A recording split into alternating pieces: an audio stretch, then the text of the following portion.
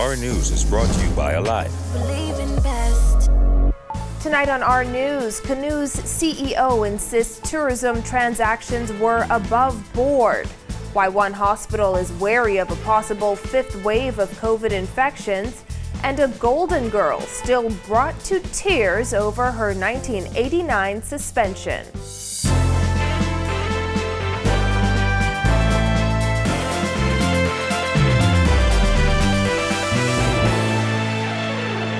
Welcome to Our News and thanks for joining us. I'm Christina Dragovich. Topping news tonight, Canoe's Chief Executive Officer is speaking out days after the Auditor General's report into the Ministry of Tourism. He sought to clarify his business's agreement with the Ministry of Tourism and maintained transactions were above board.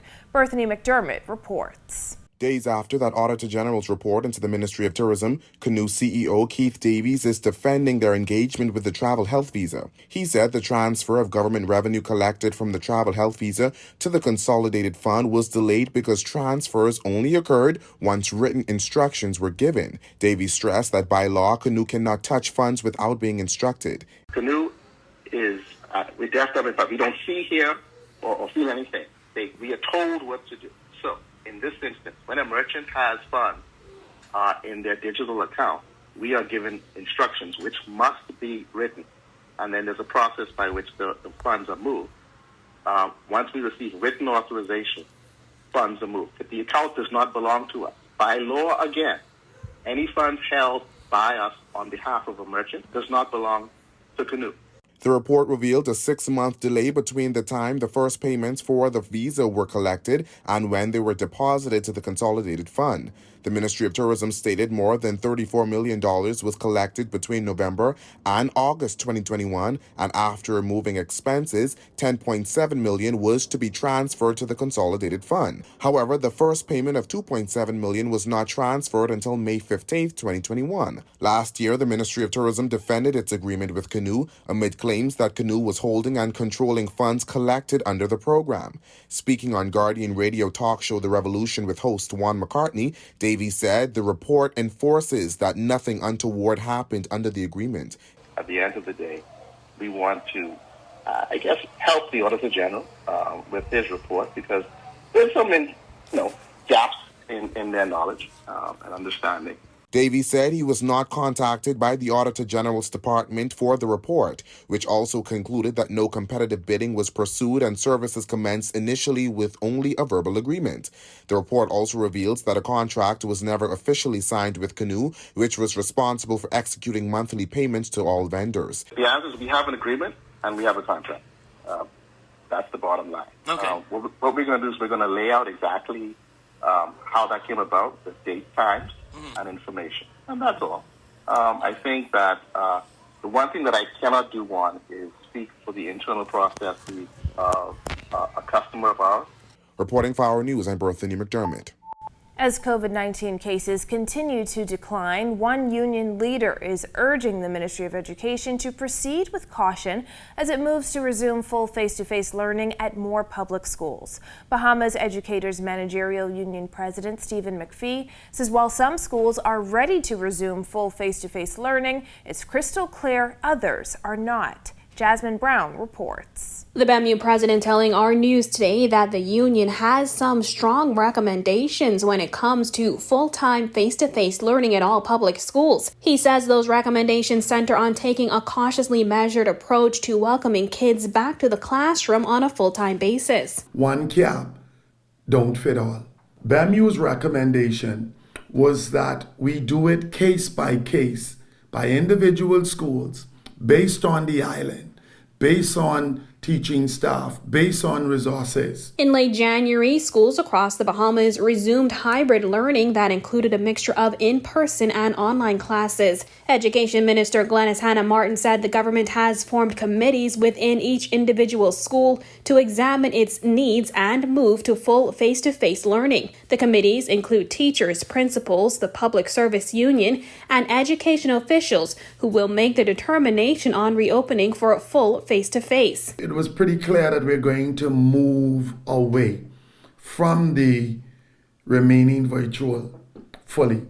There are still some schools that are going to be heavily based virtual, but on a hybrid model due to what may be some structural concerns. As we are aware, we have the T.A. Thompson situation. We have one or two other schools that is being repaired. McPhee says despite a sharp decline in COVID cases, now is not the time for anyone to let their guard down. Reporting for our News, I'm Jasmine Brown. Meanwhile, Doctors Hospital CEO Dr. Charles Digges says the hospital is doing well as the fourth wave nears an end. However, he says officials are prepared for the possibility of a fifth wave of COVID-19 cases. We're seeing less and less of COVID disease. The question is, for us, what does the situations in places like Hong Kong or Korea mean when you're talking fifth wave? Possibly, would that mean that in our near future we should continue to remain vigilant and prepare ourselves? The fourth wave saw record-breaking cases. However, health officials described the dominant variant as less severe. Despite that, Dr. Digges suggests Bahamians remain vigilant. Frankly, as described by some of these locations, they believe that they're into another wave or another surge, and some have been calling it a fifth.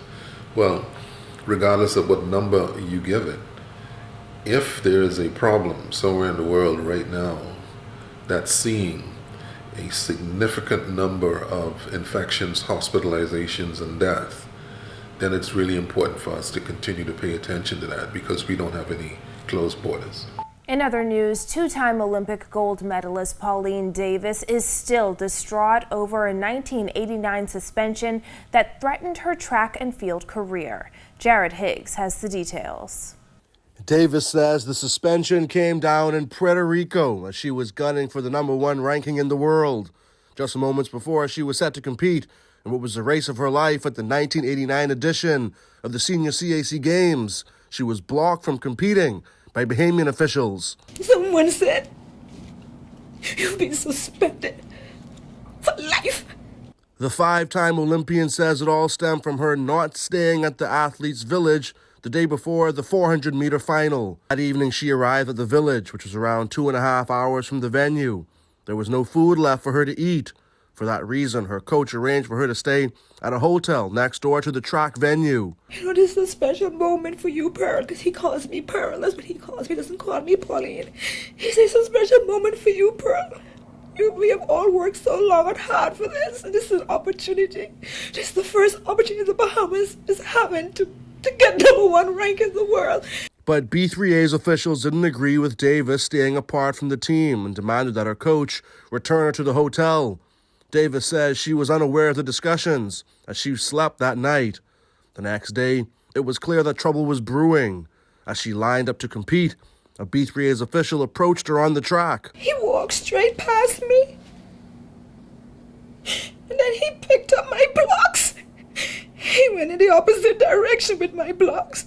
And then all of a sudden, I see all these people with coats who just had fallen onto the track. And the other athletes looking at me like, "What's going on, Pauline? What's happening?" I'm like, I don't know. I don't know. The vice president of the B3As at that time was Alpheus Hawk Finlayson.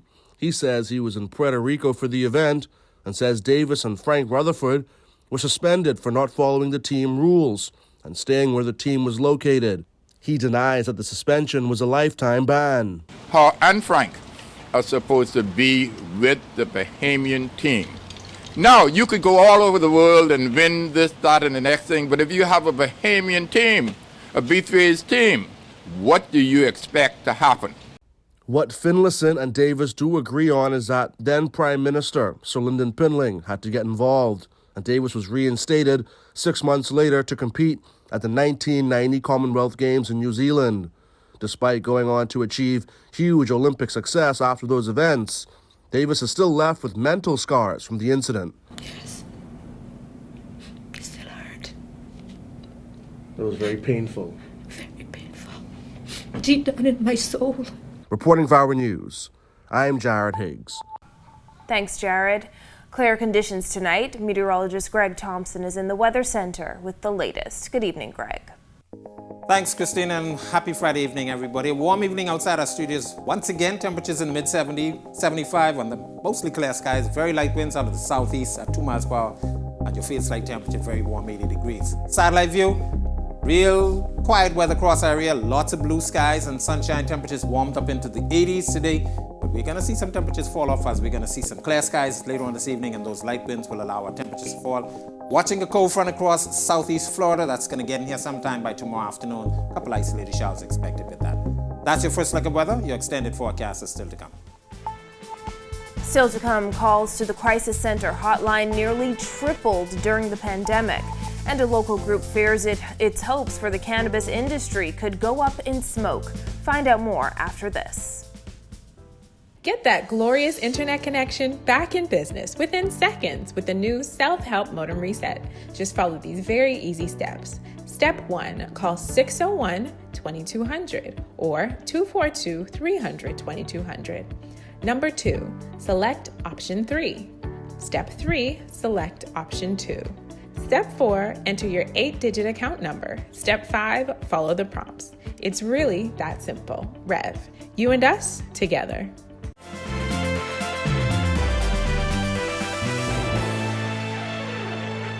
The COVID-19 pandemic has made domestic violence more common and in some cases more severe.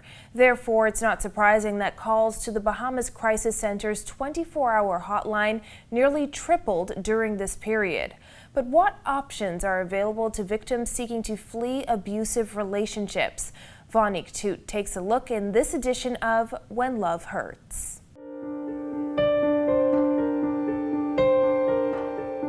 Can we have the logbook, please? The hotline, all of the hotline calls we received for last week, please. Cleopatra Christie knows all too well the scary scenes that play out behind closed doors. It just skyrocketed. Everybody was complaining, lots of women and children.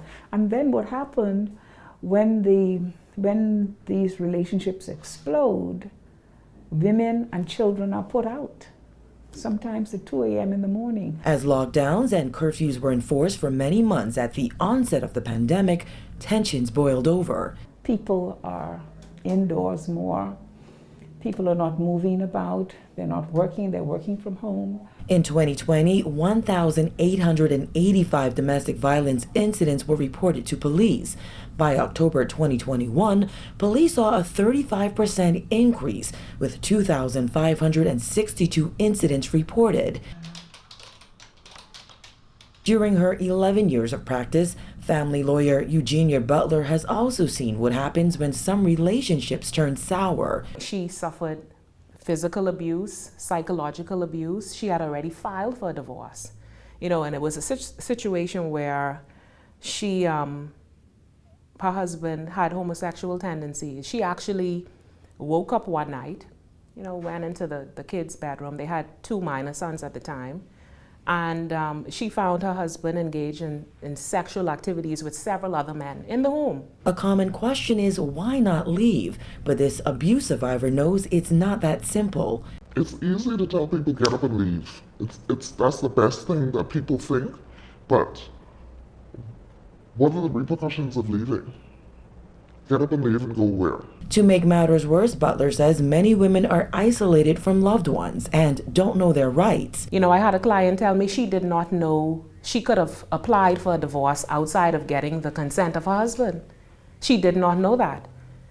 And this is after years of being physically abused. She told me that, their house had dents in the wall, the way he would smash her head in the wall. But what do you do when you find yourself in an abusive relationship? Butler says, for starters, make an application before the magistrate's court. You don't need an attorney to make such an application. They can make an application to obtain a protection order under the Domestic Violence Protection Order Act. And you can get immediate assistance, even if it's just an interim order to protect you, to get you out of the home, to get you out of immediate danger. Christie says there are a handful of safe houses, but women need more options. The government provides, through social services, they have a service that they offer where they put up victims for 2 to 3 weeks in one of the local hotels. But again, that's limited. So what happens after that? Where do they go? Who do they see? So it's a massive problem. Privacy is an issue in our community. That's a significant issue, and I think legislation needs to be tightened as it relates to privacy. Christie says counselors at the Crisis Center work with survivors to overcome the trauma associated with abuse and manage lingering feelings for the perpetrator. But the most important step is acknowledging you're in a toxic relationship and realizing you can leave. Pray for a spirit of discernment. That's important, because with that spirit of discernment, you will be given the wisdom to know who to talk to. Sometimes people will tell you, say, it's not a good person, and you still say, oh, you don't consider what they say. Consider what people say. Because sometimes that could prevent a whole lot of hurt. Make a plan, even if it's a short-term plan to get out of the abusive relationship. Stay with a close friend, a family member for a period of time until perhaps if you're not working, you find something to do. We're there 24 hours. Our hotline is there, assisting women. Reporting for our news, I'm Vonique Tude. Thanks, Vonique. Well, as the Davis administration develops legislation to legalize the cannabis industry, a local group is slamming the lack of consultation with its members. There are also concerns over foreign entities coming in to dominate the industry. Cale Campbell reports. A local marijuana advocacy and cooperative claims it has not been consulted on proposed cannabis legislation, which, according to Attorney General and Minister of Legal Affairs Ryan Pinder, is to be presented to Bahamians in a compendium of legislation before the end of the first quarter. Vice Chairman of the Green Alternative Investment Network, Rashid Farrington-Eel, says under the Minnis administration, the cooperative was able to meet with several ministers to discuss the legalization of cannabis. However, there has been no word from any minister in the current administration. We're still waiting to hear from the current ministers. And it's not as though previously everything was hunky-dory. The Marijuana Commission was built and we did not have a say on the board. And certain people who were on, other than the special interests who represented the grassroots people, they weren't listened to. Marijuana advocacy groups want a say in the formation of the cannabis legislation that is set to be reviewed in Parliament rather than just seeing what the government has decided. Farrington fears that foreign entities could come in and monopolize the new industry. We know that there are rich people worldwide, entrepreneurs worldwide, who want to come here and get a piece of the Bahamian cannabis industry when it's at that initial phase.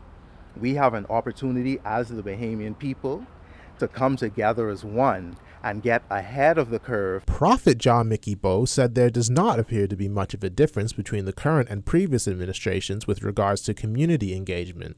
He added the previous administration would pretend to listen. And all they're saying is it's coming. They talk about the hemp farms and this farm, but they're not talking about what are we going to do for education with cannabis? What are we going to do with the healthcare with cannabis? What are we going to do with the social ills from cannabis? The rest that was happening from cannabis that's happening, still happening today. They talking about legalization. We haven't talked about what we can do for rehabilitation. And these are things we have to talk about. Reporting for our news, I'm Cale Campbell. Thanks, Jasmine. Still ahead, what you need to know before making weekend plans. Stay tuned. Get that glorious internet connection back in business within seconds with the new self-help modem reset. Just follow these very easy steps. Step 1, call 601-2200 or 242-300-2200. Number 2, select option 3. Step 3, select option 2. Step 4, enter your 8-digit account number. Step 5, follow the prompts. It's really that simple. Rev, you and us together.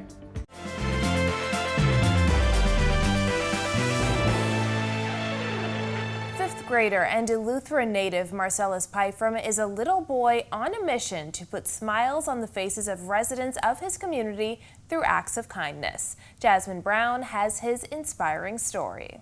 For 9-year-old Marcellus Pyfrom, helping others has become more than just a hobby. Earlier this year, the 5th grader at Wims's By Primary School started his own charity named Little Helping Hands.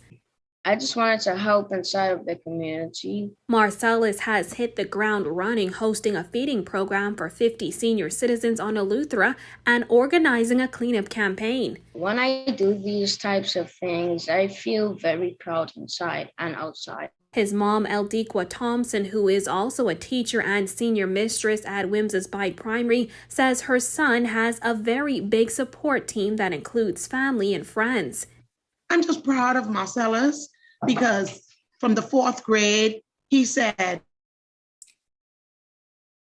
"Mom, I want to be a prefect." I said, "Okay, babe, you can do that." When he finished grade 4, he got a letter on the report card stating that he would be a prefect. Then he said, "I'm going to be the head boy and I'm going to be the student of the year." I said, "Okay, babe, we can do this." And by the looks of things, he's heading down that road. Now Marcellus says he is hoping to inspire others. Never be scared and to never be shy and to always try to do your best and always try to do what's right. Reporting for our News, I'm Jasmine Brown. Thanks, Jasmine. Still ahead, what you need to know before making weekend plans. Stay tuned.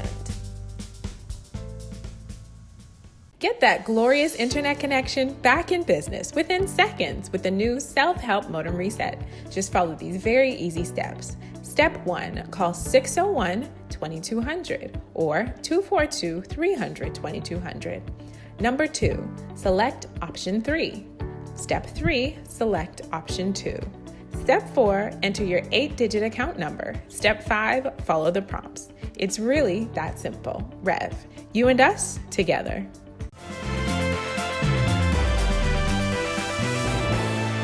Welcome back to our news. Sunny skies over the next few days. Greg is back with our extended forecast.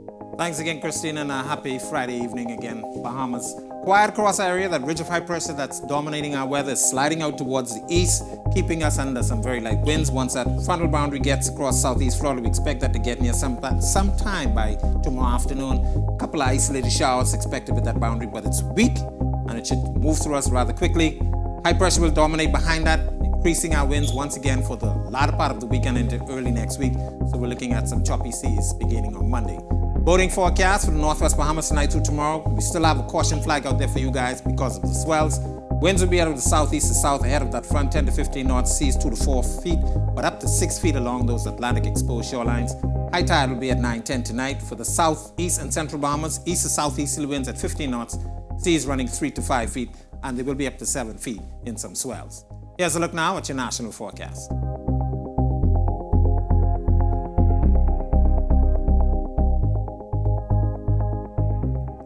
A look now at your extended forecast through Friday.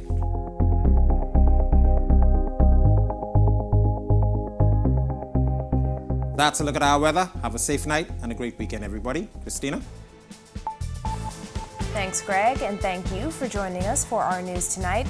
On behalf of the entire team, I'm Christina Dragovich. We'll see you right back here tomorrow night. Have a beautiful evening, Bahamas.